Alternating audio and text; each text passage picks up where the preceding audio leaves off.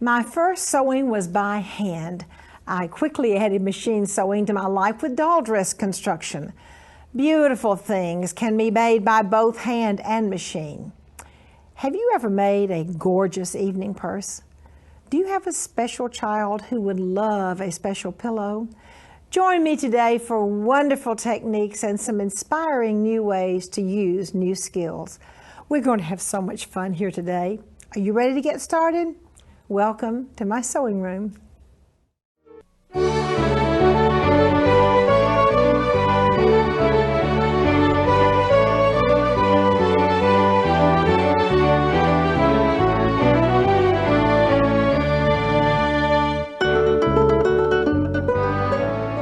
So happy to have as my guest today Marinda Stewart. Marinda is a designer and she is the author of Punch Needle Embroidery, A Complete Guide. She's also a representative of Row Into Irons. Welcome to the show, my talented friend. Yeah, glad to be here. Glad to be here. Look at that beautiful clutch bag. Well, that's what we're going to do today. We're not going to go into the construction of it so much, but we're going to go into some interesting things that you can do that require an iron that help facilitate or add to the overall finished project. The first thing that we're going to do is we're going to talk about the iron-on fleece that's in here, and then we've got some iron-on jewels, and then we've got a wonderful fusible suede that are some of the petals. This is completely finished, and as I open it here, you can see it's all completely lined with a pocket, so it's ready to go. Oh, and if you don't want to carry it as an evening bag, it'd be a lovely lingerie bag. Oh, it's beautiful. Or actually, if you didn't want to put a zipper in, you could maybe even make it a tiny pillow. Decorative pillow. It's beautiful. It speaks to me. Thank you. Thank you. Well, I believe sparkle belongs on just about everything. Oh, me too. The first product that we're going to talk about is the fusible fleece. And you cut out your pattern pieces, and this has got a fusible on one side of it. You can't see it on camera, but you can tell by feeling. So following the manufacturer's directions, you're going to cut out your pattern piece, trim away the seam allowance, and then you're going to, following the manufacturer's directions, iron this in place. Now you're using a dry iron? I'm using a dry iron because that's what the manufacturer wants me to use. Okay. And when that's completely fused in place, then you're going to take it without any backing to the sewing machine. And I did free motion quilting here. Any pattern that you want, I just thought that this big, lazy sort of petal shape was a pretty shape. It was a pretty shape to use. Exactly. Then we're going to move on from that to working with the small elements that make up the parts of the decorative embellishment. So what I've done is I've cut my strips of silk, and I've used my pattern piece, and I've traced it onto the silk. I've stitched it, and then I've turned it, clipped my curves, as you would do, and then I've turned it to the right side, and then I hit it with my iron to press it. Then, with my trusty tweezers, before you do any construction, let's get a raveling out of there, you're going to put your crystals where you want them. And then in order to protect the silk, because you do need it some heat and you don't want to scorch your silk, I use a non-stick pressing sheet. Okay. And you're going to put all your crystals on your little pieces first, because trying to do it afterwards would make you crazy. I've done things like that. You couldn't get any pressure either, could you? Well, you could, but why make your life more difficult than it has to be? So then when you've done that, you've got your, and these crystals are wonderful because each crystal has got a tiny little bit of glue on the back of it. So when you hit it with an iron, again following the manufacturer's directions, you'll adhere the crystals. And so you do that to the necessary pieces. And then you have leaves, a couple of different kinds of leaves. You have your little stamens, and you have your folded rosebuds. And then this was my palette of silk that I started out with. You love silk du peony as much as I do, I think. Is there anything more decadent and lovely than silk? I love it. I just now, this other product is an interesting product. It is a fusible faux suede. It's like a microfiber suede. And I've cut this piece in half because I'm going to fuse it together. But in this instance, you can see by the shine here that the shiny side is the fusible side. So I took this piece, which is how it comes out of the package, cut it in half lengthwise, and then I'm going to stack one on top of the other. And again, using my non-stick pressing sheet, don't we love those? You're going to hit this with enough iron. Now, when you're working with the micro suede, you're going to want to use a nonstick pressing sheet because that'll protect the nap of the fabric. And I have hit this with a hot iron, and if it's too hot, it will distress and actually melt your fusible fleece. So you don't want to do that. Then, when that's fused together, you turn it over and you draw your pattern on it and then cut it out. And then you hit it again with a little bit of heat so that it's still nice and soft and pliable. You put a little pleat in the bottom of your petal, and then you put your iron-on crystals on it again. Wow. Then when you assemble with the dark piece that we started with, 2 of the lighter pieces, and then fold in the petals, and then add them all to the bag. And it's done. It looks more complicated than it is. I think it is beautiful. And I thank you so much for making that beautiful bag just for our viewers. It's my pleasure. You're entirely welcome. And now we have some sewing inspirations for you.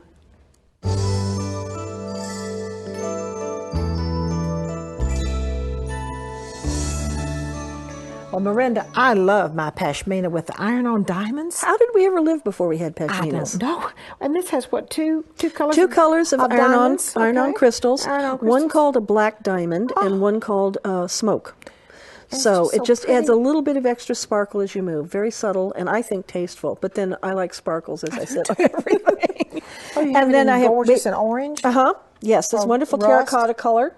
And I found some iron-on sparkles that were multicolored. So if you look, there's blue, and there's turquoise, and there's pink, and there's fuchsia, there's green.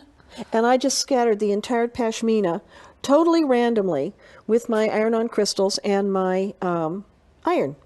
And it took your press cloth? Used my press cloth, and it took, probably an hour. Well, this is just beautiful. And beat sewing them on by hand, I'll tell you. Oh, don't even talk about it. This is a jacket that I did, a purchased denim jacket, and we know how expensive they can be when you want them embellished. So this has been embellished with iron-on studs and iron-on motifs, words. I even found some wonderful little, they're not iron-on, some little baby safety pins with colored heads. I found those in the scrapbooking department. Wow, oh my goodness. I've embellished my denim jacket for a fraction of what it would cost if I had to go out and purchase it. And then here we have some samples of iron-on transfers.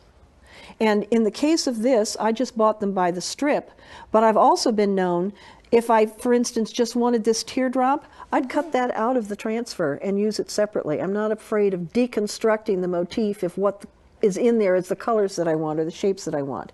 So you can use motifs, and the way these work is that you, these are in packages, but you unpackage them, you peel off the backing, you place them where you want them, and then you have the colorful backing, the protective covering that you put over them, or a press cloth. And so you can embellish anything very easily. We've just had so much fun having you here today. Thank you. Thank you for coming. Thank you. And now we have a Sew Easy trick for you.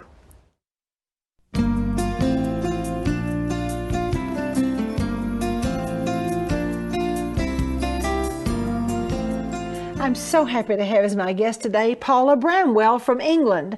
Paula is an educator for Floriani Products, which is a division of R&K Distributing. Paula, welcome to the show. Thank you. It's my pleasure. Okay. Show us what magic you have for machine embroidery. Well, today I'm going to be talking about the 4 core stabilizers you're going to be using. The first one is this is a fusible tearaway. Okay. And when you're using a fusible, it keeps your fabrics from shifting in the hoop. This side I've used just a basic tearaway, and you'll notice that underneath some of the little cactus and all, then I have a bit of pleats and all and a little bit of puckers. When I've used over here, this is the fusible, then what happens is it keeps that all nice and smooth. Now you can also use a water-soluble topping, and that just makes it so all of the stabilizers stay right on the top, or excuse me, the threads.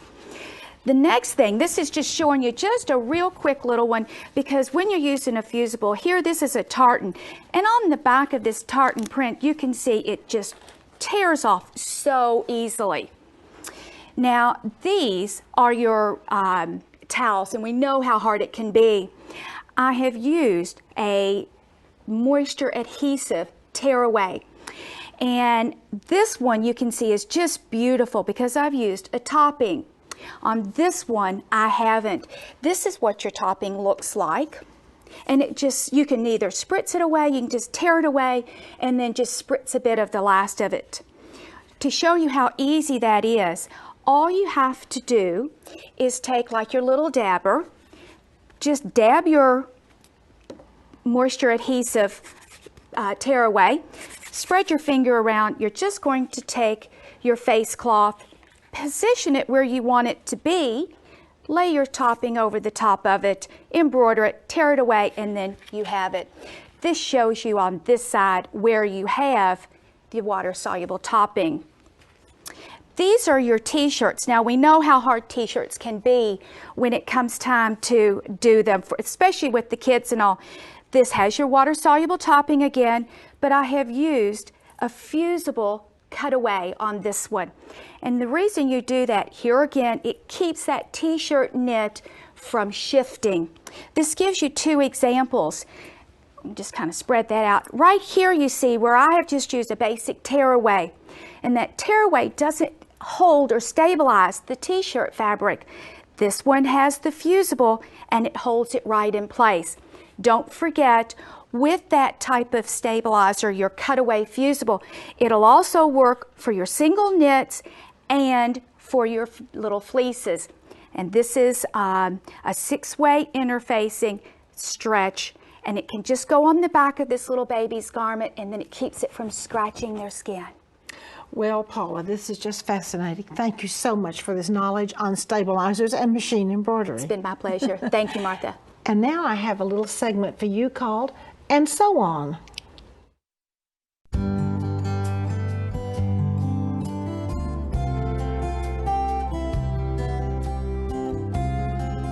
I love beautiful baby things, and I especially love baby quilts, baby pillows, and baby day gowns. This quilt is beautiful.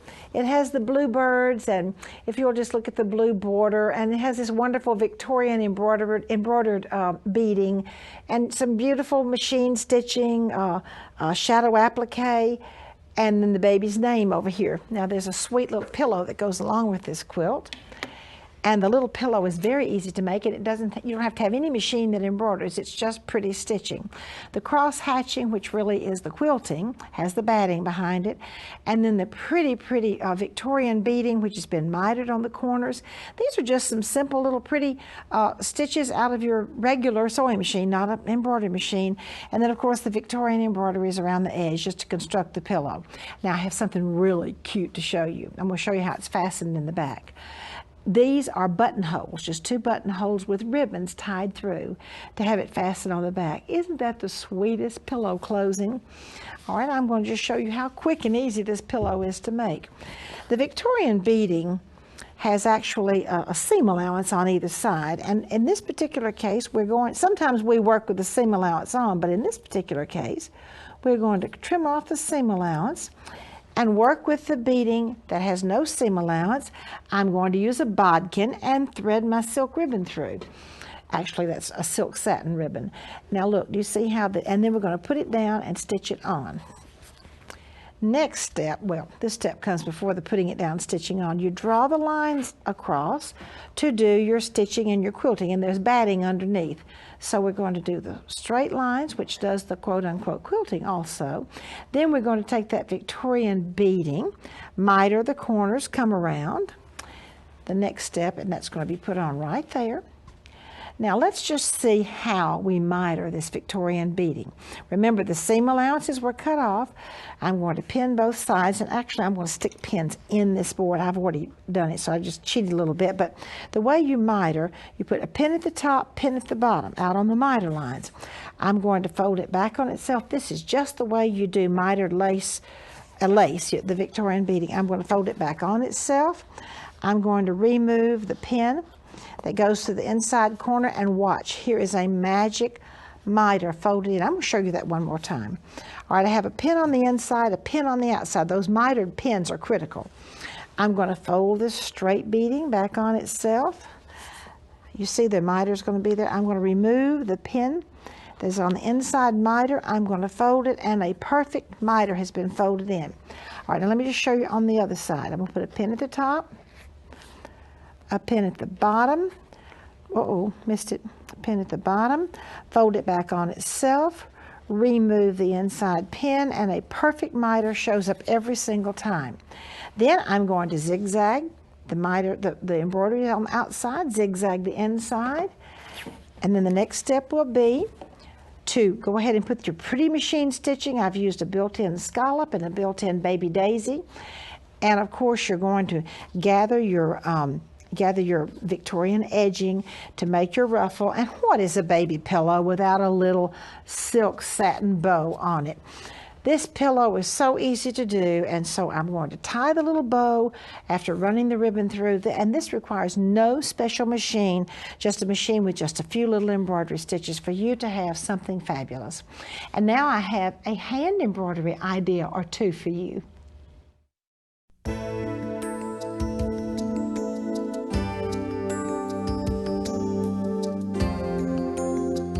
I'm so happy to have as my guest today Beverley Sheldrick from New Zealand.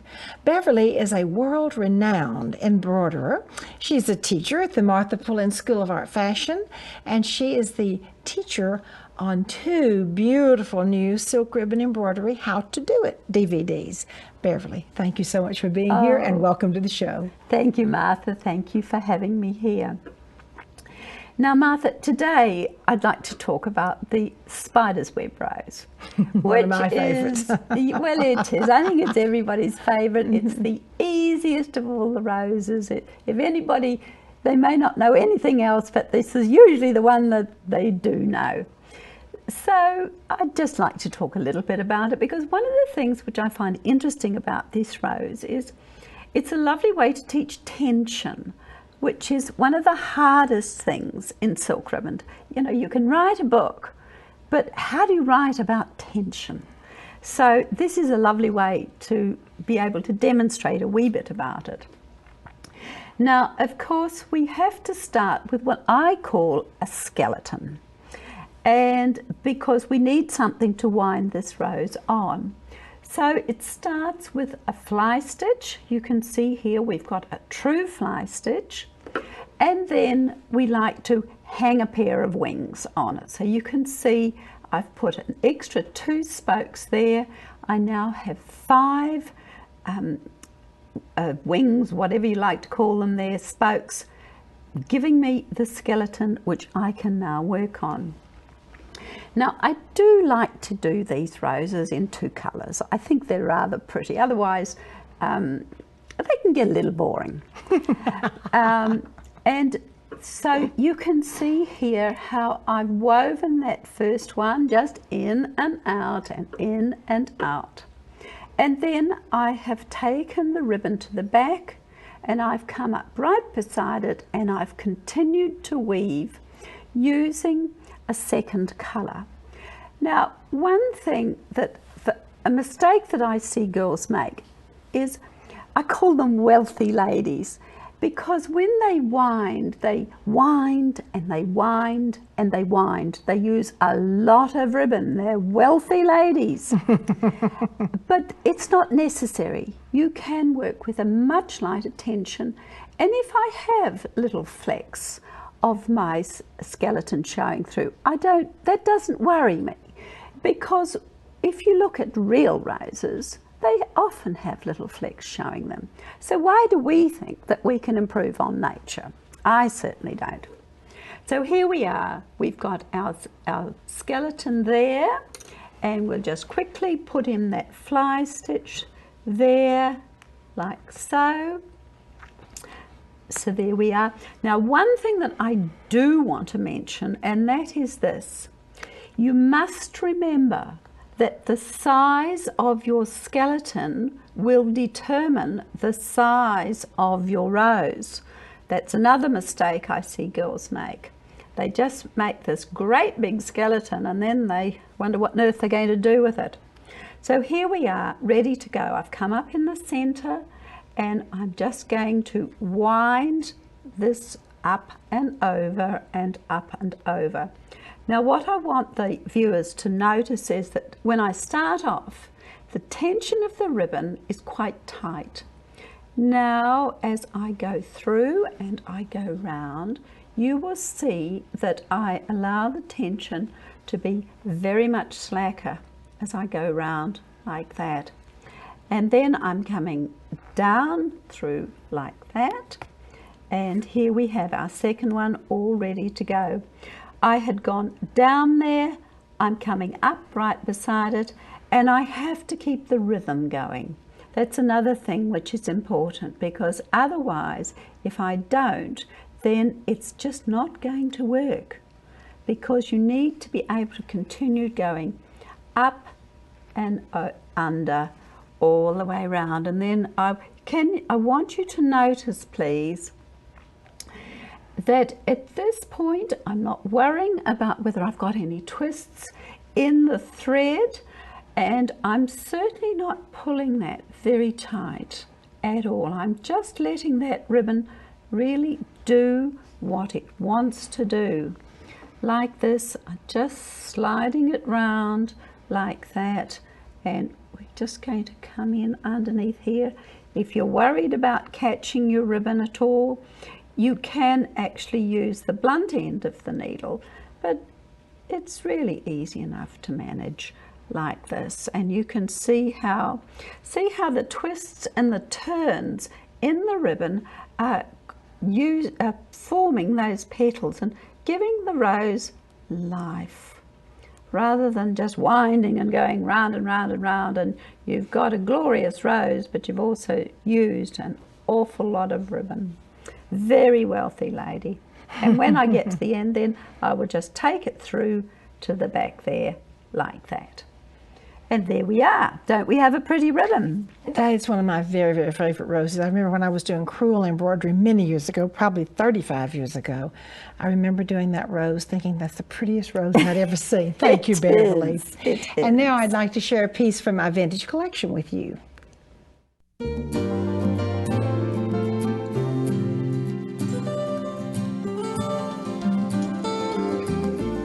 I purchased this dress many years ago at Portobello Road in London.